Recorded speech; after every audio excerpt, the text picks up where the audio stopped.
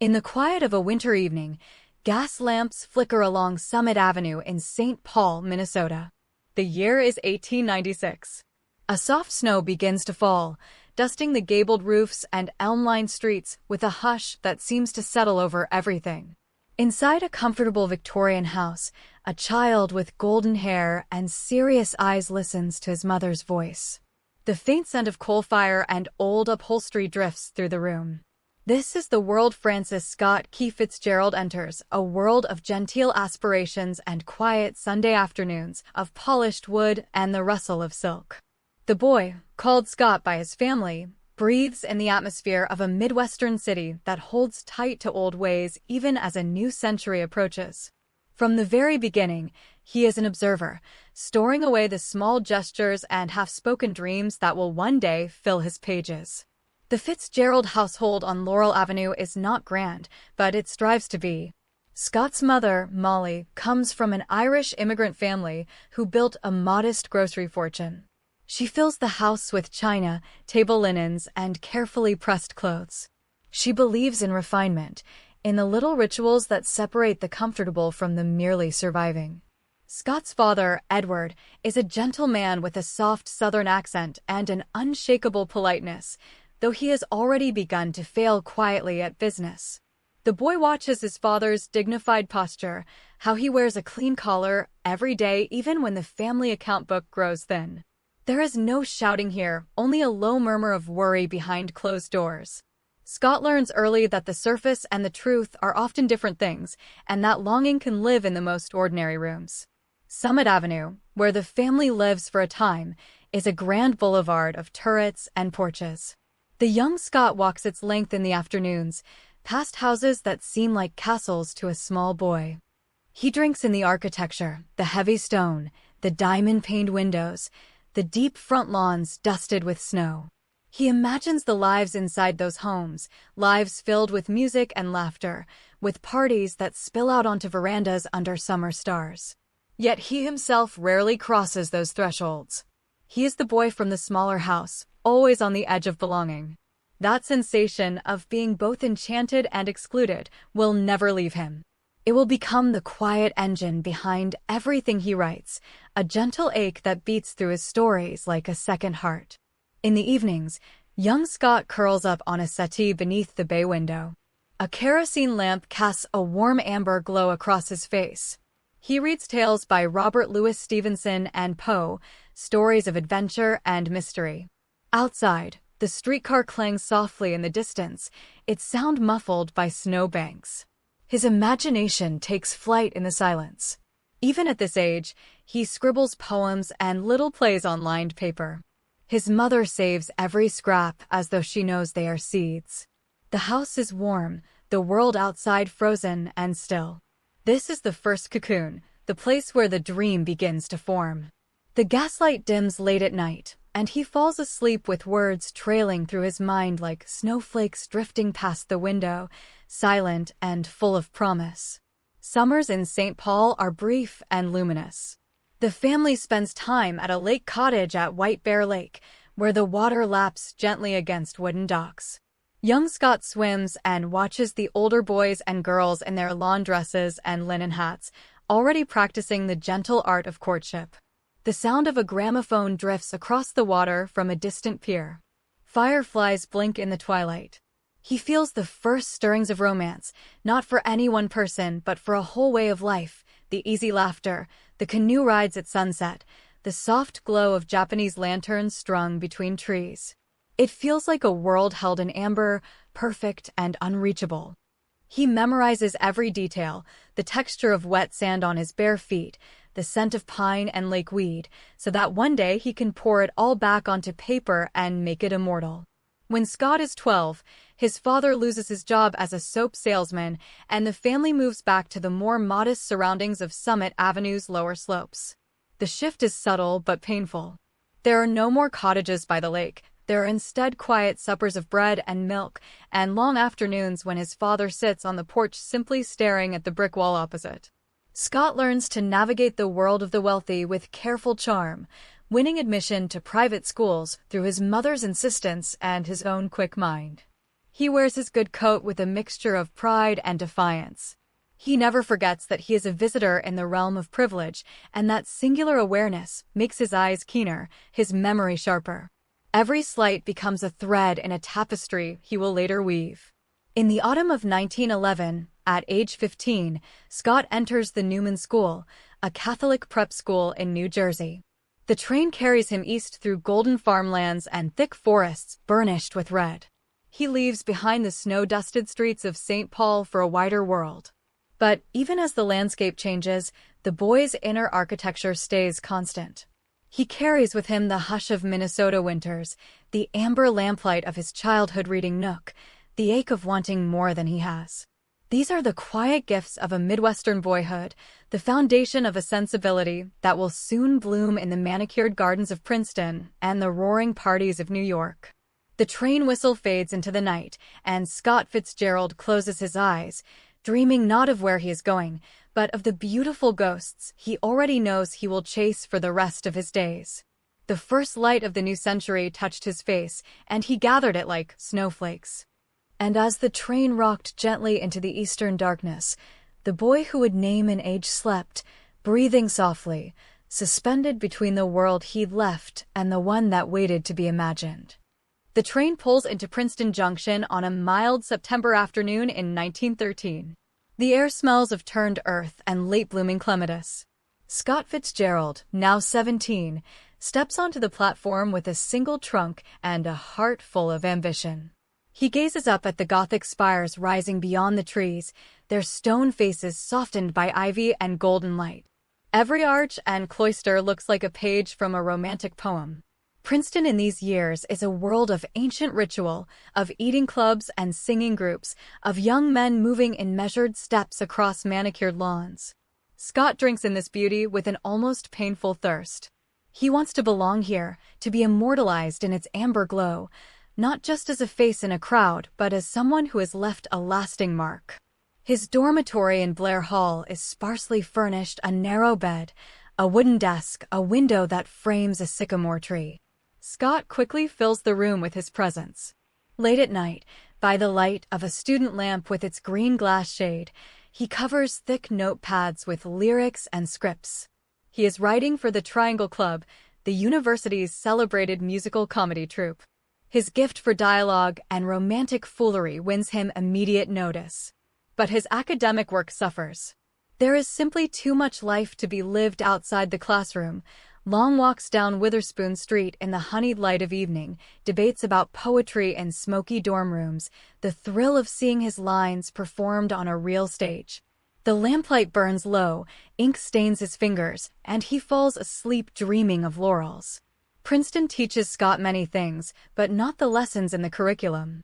He learns to read the shape of a room, to understand the unspoken rules of class and style.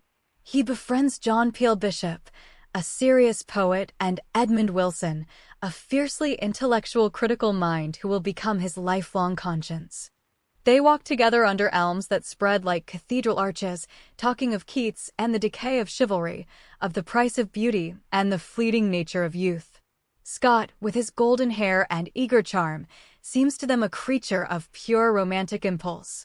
But even then, he is studying them, drawing the outlines of friendships that will reappear in his novels, tracing the delicate architecture of loyalty and disappointment. The eating clubs line Prospect Avenue like rows of Greek temples, each with its own proud stone portico. Scott longs for admission to the most prestigious of them, Cottage Club. On autumn evenings, light spills from the tall windows, and the sound of a piano drifts across the lawns.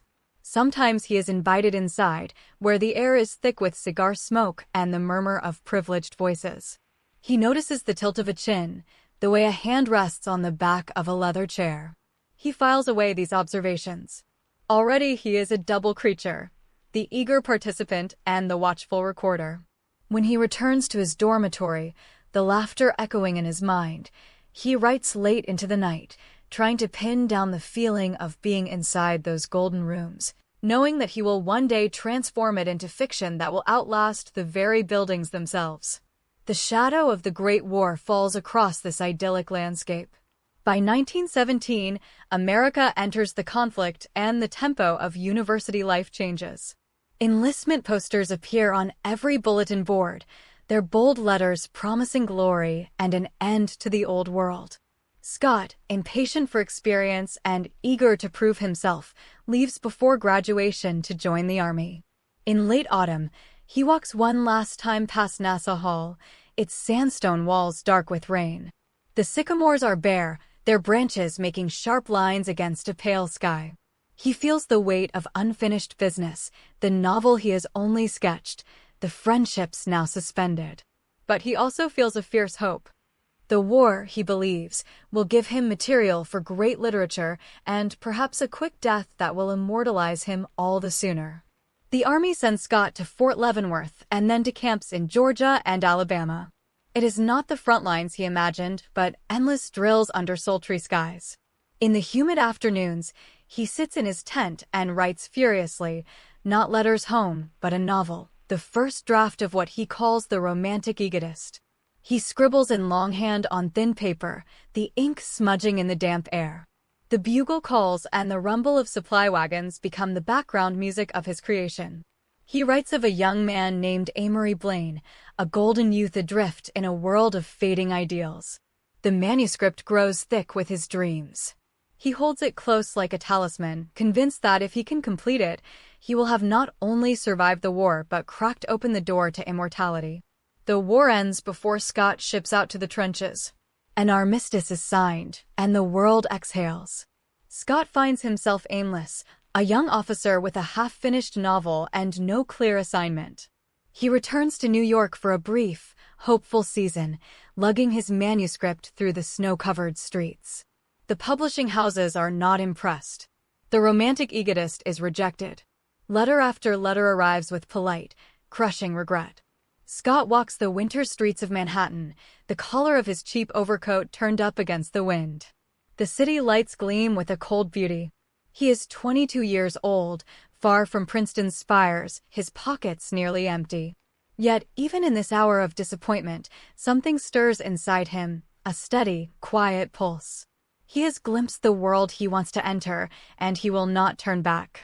He clutches the manuscript tighter and looks westward, where another light, a golden girl, is waiting. In the summer of 1918, at a country club dance in Montgomery, Alabama, the air is thick with the scent of gardenias and freshly cut magnolia. Officers in starched uniforms and young women in light chiffon dresses swirl under the slow-turning ceiling fans. The band plays a waltz that drifts out through open French doors onto a terrace where fireflies stitch the twilight. Scott Fitzgerald, a second lieutenant stationed nearby, stands at the edge of the dance floor, his eyes scanning the crowd. And then he sees her, Zelda Sayre. She is 18, with dark bobbed hair and eyes that seem to hold a private joke. She moves with the grace of a water bird.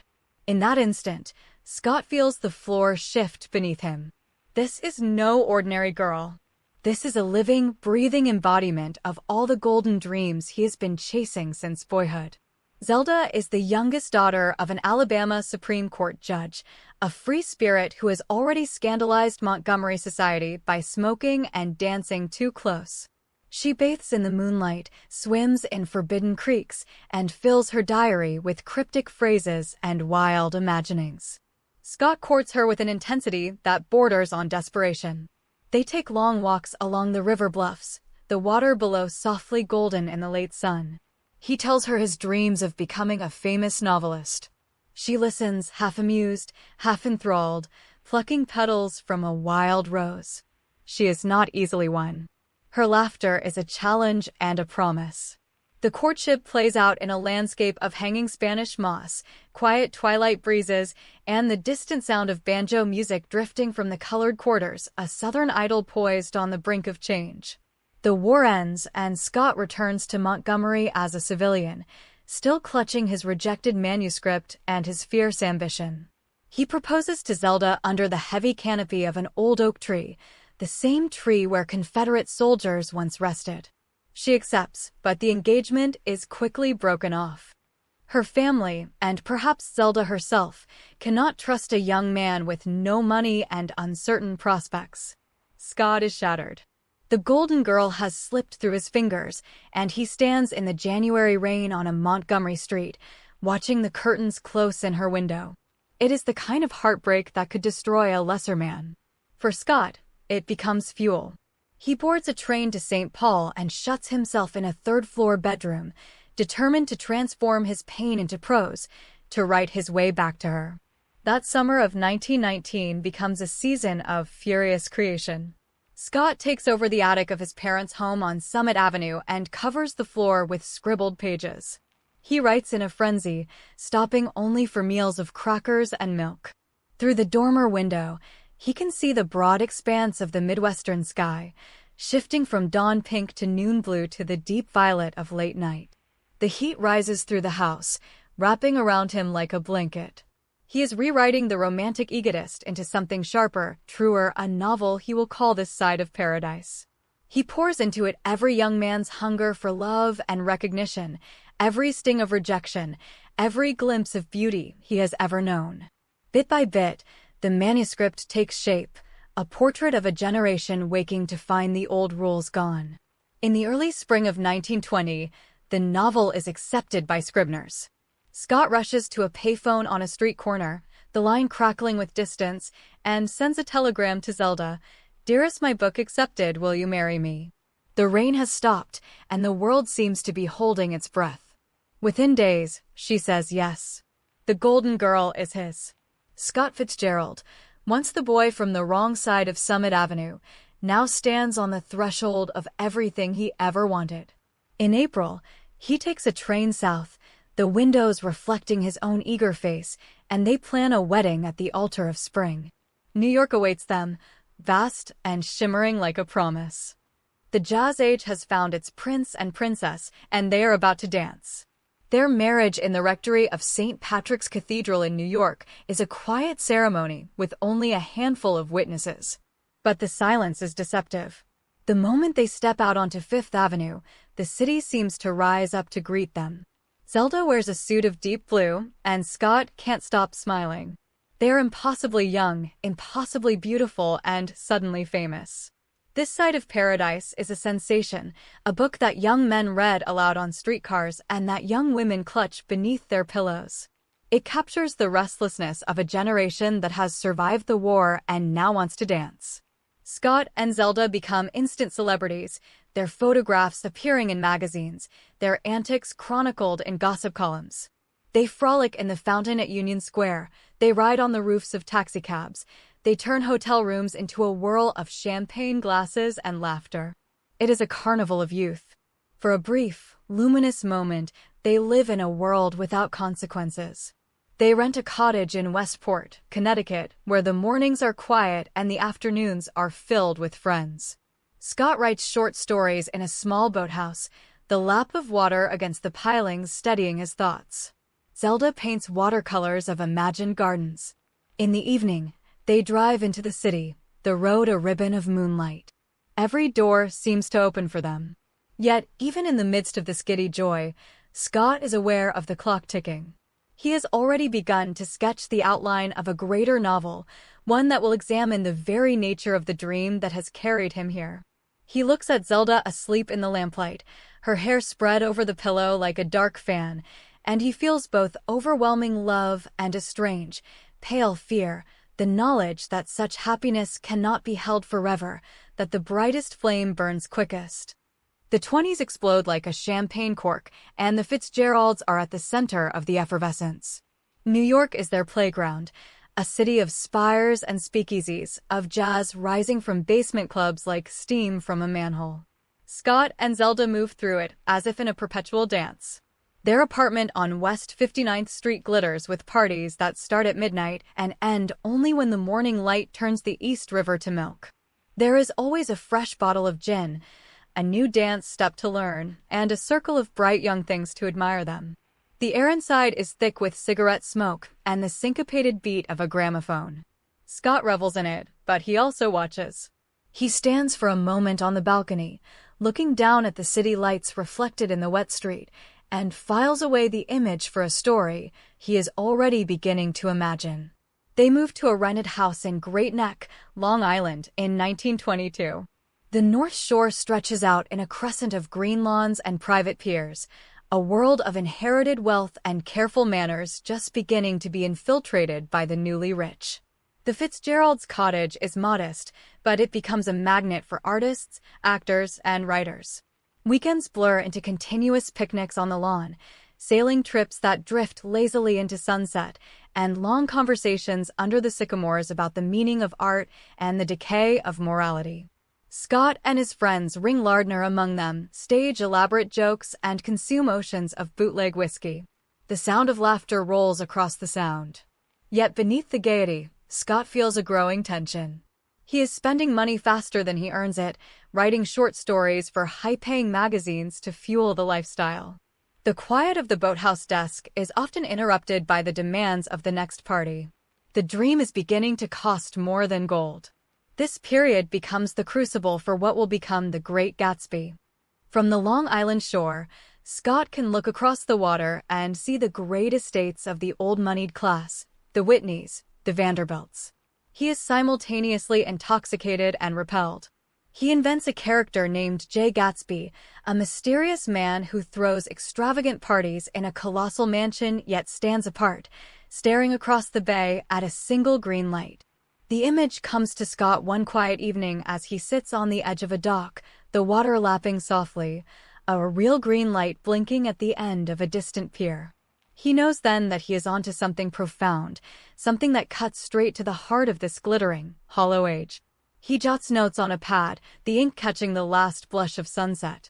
This is the secret nucleus of his masterpiece, born in stillness between the riotous parties. Life with Zelda grows more complicated.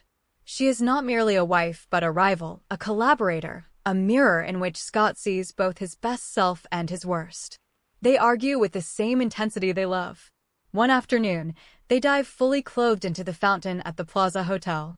Another evening, Zelda sets fire to a dinner party by revealing her own writing ambitions. The tabloids feast on them. They are the symbol of flaming youth, but the flame flickers dangerously. There are quiet mornings when Scott wakes early and tiptoes out to the garden, the dew soaking his slippers. He looks back at the house where Zelda sleeps, and he feels a pang of loneliness so sharp it takes his breath away. The parties, he realizes, are a kind of anesthetic. He longs for something solid, something that will outlast the hangover. In 1924, hoping to find calm and to economize, the Fitzgeralds sail to France and settle into a villa on the French Riviera. The little village of St. Raphael lies quiet under the Mediterranean sun. Pink and white oleanders line the driveway. The sea is a sheet of crinkled silk. Here, in a cool stone room with shutters half closed against the heat, Scott sits down to write with a discipline he has never before known. The only sounds are the distant cries of gulls and the scratch of his pen. He is now fully immersed in the novel that will become his legacy. The landscape of Long Island, the gray ashy men, the gilded mansions, the Valley of Ashes rises vividly in his mind even as he looks out on the calm cerulean water. The contrast is haunting. He writes with a clarity that astonishes him, every sentence polished until it gleams like sea glass. The summer passes in a slow rhythm of work and recreation. In the cool of the evening, Scott and Zelda dine on a terrace overlooking the harbor. Fishing boats bob gently at anchor. The conversation drifts to old memories, to the smell of rain on Montgomery streets, to the sound of a Princeton chime. Friends visit Gerald and Sarah Murphy, who embody a higher, calmer form of elegance. With them, life feels balanced, almost sacred. They swim, they paint, they talk of Ezra Pound and Picasso. Scott feels a rare peace settle over him. He begins to believe that the novel he is writing might indeed capture the whole gorgeous, doomed romance of his country. The green light flickers in his imagination, always just out of reach, and he understands at last that this is not a flaw but the very point. The dream is beautiful precisely because it can never be attained. But the idyll cannot last. Tensions with Zelda resurface. She attracts the attention of a French naval aviator, a handsome young man who flies low over the villa and drops notes. Scott is consumed with jealousy, a bitter compound of love, possessiveness, and fear of failure. The final weeks on the Riviera are shadowed by long silences and slammed doors. He retreats deeper into the book. The manuscript grows under his hand, each word a brick in a towering edifice. By the time they sail back to America, Scott carries with him the nearly finished Gatsby, a book that in its quiet, perfect architecture will one day stand as the single most penetrating critique of the American dream. For now, though, he is just a tired young man on a steamer, watching the coastline of France recede into a pale morning haze, hoping that he has done something true. The manuscript that Scott Fitzgerald carries back from Europe is a small miracle of compression. He has boiled down an entire culture's dream and disillusion into the space of a summer. Back in New York, he works with his editor, Maxwell Perkins, a gentle man with extraordinary literary insight. Their letters fly back and forth, discussing title after title. Scott considers Under the Red, White, and Blue, Trimalchio in West Egg, even Gold-Hatted Gatsby. He is searching for the perfect ring of syllables, the phrase that will echo in the reader's mind like a half-remembered melody. Meanwhile, he wanders the city, absorbing the details that will buttress his fictional world, the gray dust of the ash heaps in Queens, the marble facades of Wall Street, the golden light on the East Egg shore. Every observation is a thread in the tapestry he is weaving. The novel, when it takes final form, is a crystal prism held up to the Jazz Age. Its narrator, Nick Carraway, moves into a small cottage in West Egg, next to the colossal mansion of J. Gatsby. Scott writes the famous descriptions with a jeweler's precision. The blue gardens where guests come and go like moths among the whisperings and the champagne, the yellow cocktail music, the moon that rises over the house and effaces the darkness. In a quiet room in a borrowed apartment, he types these sentences slowly, listening to the rhythm of the prose. He wants every image to feel at once lavish and fragile, like the world it describes. He knows he is writing not just a story of love and betrayal, but a kind of eulogy for the American dream itself, that beautiful, impossible promise that effort and virtue lead to happiness. The figure of J. Gatsby emerges as one of the most complex creations in American literature. Scott pours into him all the longing he himself has felt. Gatsby is a poor boy from the Midwest who reinvents himself, who gathers a fortune by shadowy means, all for the love of a girl he kissed 5 years before. His mansion, his silk shirts flung like jewels before Daisy Buchanan, his desperate need to repeat the past, these are images drawn directly from Scott's own soul. There is a terrible tenderness in the way he handles Gatsby's delusions. He does not mock him, he lights a candle in front of the dream. During long afternoons in the apartment, Scott writes the reunion scene between Gatsby and Daisy in Nick's modest living room, the rain falling softly outside the window. He captures the way Gatsby's face loses its suavity, the way hope takes physical form, the way the clock on the mantel tilts and nearly falls. This is the beating heart of the book. The novel ends with a passage Scott drafts and redrafts more than any other.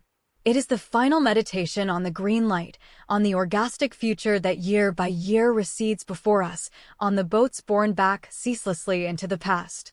He writes these lines in the quiet hours after midnight, when the city is hushed and only the occasional clang of a streetcar disturbs the silence.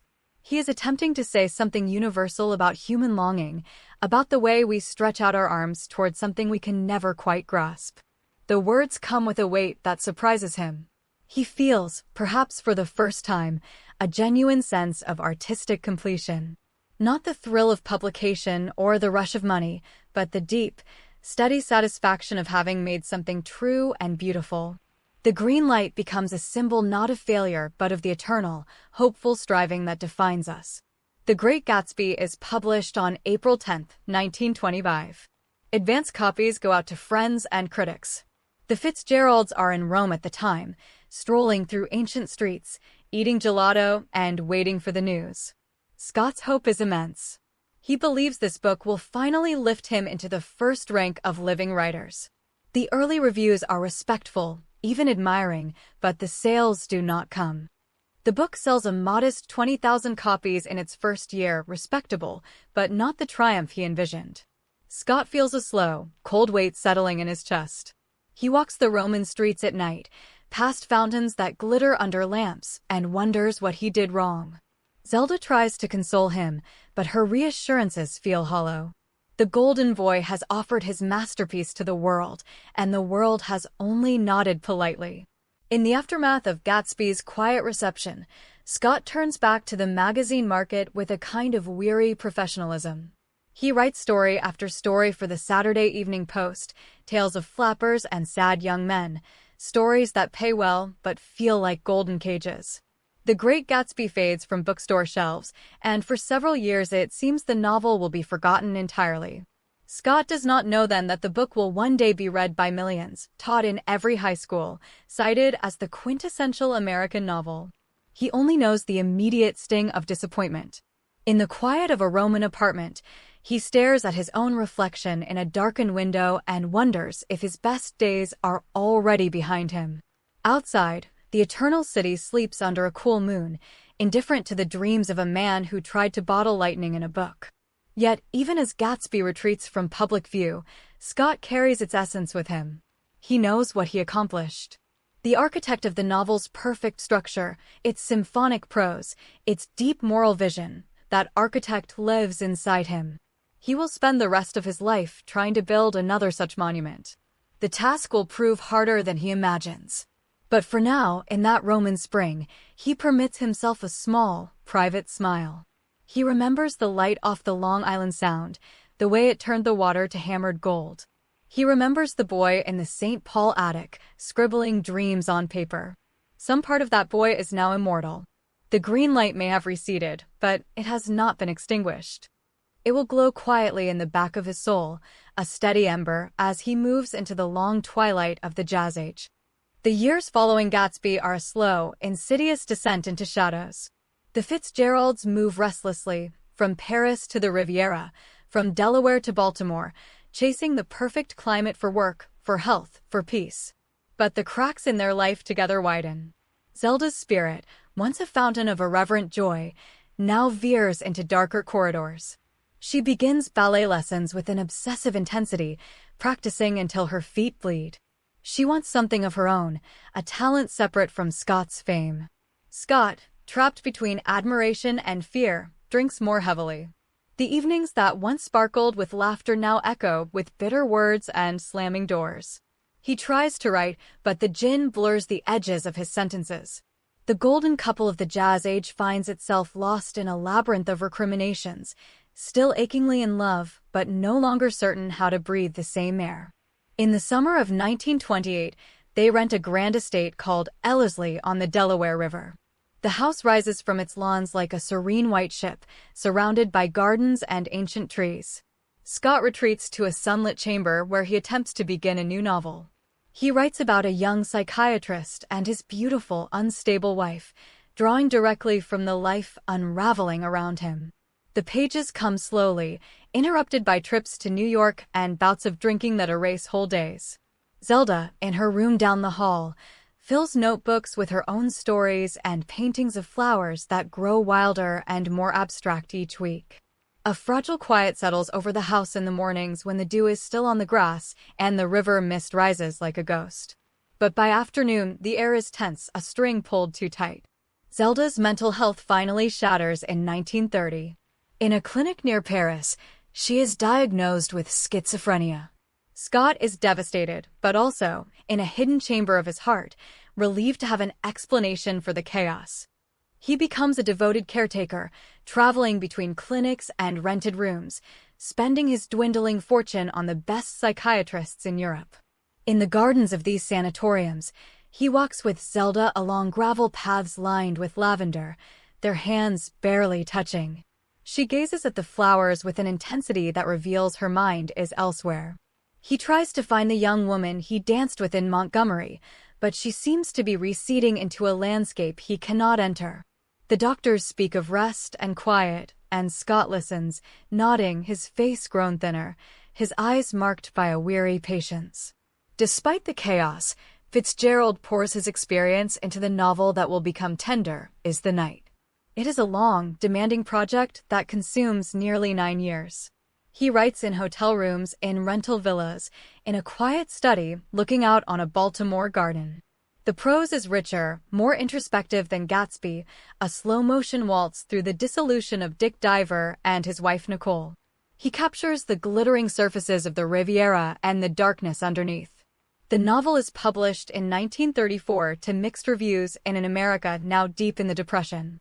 The country that once danced the Charleston now stands in breadlines, and Fitzgerald's story of expatriate decadence seems almost from another century. He feels like a relic. The book sells poorly, and the weight of financial pressure grows heavier. Baltimore becomes the family's last stable home. They live at 1307 Park Avenue, a modest townhouse with a winding staircase and a quiet back garden. Scott spends long mornings at his desk, writing short stories and essays to pay the bills and Zelda's medical costs. The garden outside his window is overgrown, with roses climbing a trellis and a stone birdbath filled with rain. He finds a kind of solace in the routines of the day, the mailman's knock, the scent of coffee, the steady ticking of the mantel clock. Yet the past is never far.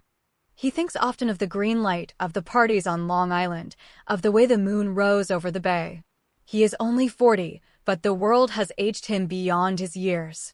His daughter Scotty brings him joy, a bright thread in the fabric of his quieted life. In these Baltimore years, Fitzgerald writes some of his most honest reflections. In a series of essays called The Crack-Up, he confesses to his own internal brokenness with a clarity that is almost surgical. He writes, "In a real dark night of the soul, it is always 3 o'clock in the morning." These pieces are published in Esquire and are met with discomfort from friends who prefer the golden boy to the haunted man. But Fitzgerald no longer has the energy for masks. He sits in the twilight of the back garden, watching the fireflies blink in the heat, and accepts the debris of his once dazzling life. He has lost illusions, but he has not lost his voice. If anything, it has grown quieter, more resonant, like a bell rung softly in a deserted chapel. The Southland of his youth, the longings of St. Paul, the gilded dreams of Princeton, the wild dance of the 20s, all have settled into a deep, still pool of memory. Scott Fitzgerald in his 40s is a man who has drunk deeply of both triumph and despair. He sits in a wicker chair on the porch of the Park Avenue house, the evening light filtering through the magnolia tree. In his lap is an open book, but his gaze is far away. He is still dreaming. He is still the boy who watched snow fall on Summit Avenue, who stood at a fountain with Zelda, who wrote the last page of Gatsby in a midnight room. The dream is tattered, but it endures. And as the Baltimore twilight deepens, the first star appears above the rooftops, a quiet reminder that even in the crack-up, there is a kind of terrible, luminous beauty. In the summer of 1937, Fitzgerald arrives in Hollywood. The city spreads beneath a haze of golden smog, its streets lined with palm trees that wave slowly in the dry wind. He is 40 years old, in debt, and his reputation in New York is that of a relic. But here, the movie studios still pay well for words. He takes a job at MGM, placed in a small office where he types scripts that will never be filmed. The work feels like a mild humiliation, but the California sunlight is warm on his skin, and the little bungalow he rents at the Garden of Allah, a cluster of Spanish-style villas around a sparkling pool, offers a strange kind of peace. There are hibiscus flowers by the walkway, and at night, the air smells of jasmine. He unpacks his old trunk, filled with manuscripts and letters, and puts a photograph of Zelda on the nightstand. The room is quiet. This is the last station of his journey. The Garden of Allah becomes a haven for a collection of writers and dreamers. Robert Benchley and Dorothy Parker stay there, among others. In the evenings, they gather by the pool under strings of colored lights, the water reflecting the moon. Conversation drifts from old Broadway scandals to the state of American letters. Scott joins them, always with a glass of Coca-Cola or sometimes something stronger. He is quieter now, more observer than performer. He watches the way the light plays on the water, the silhouettes of palm fronds against the stucco walls. He listens more than he talks. The famous wit is still there, but dialed down to a gentle murmur. On clear nights, the Santa Ana winds blow, warm and dry, and he sits alone after the others have gone to bed, staring at the stars with a kind of weary tenderness. He knows he is no longer the golden boy, but he is still a writer. In Hollywood, Fitzgerald meets a young gossip columnist named Sheila Graham. She is clever, warm, and believes in his genius with a fervor that surprises him. They begin a quiet, steady relationship.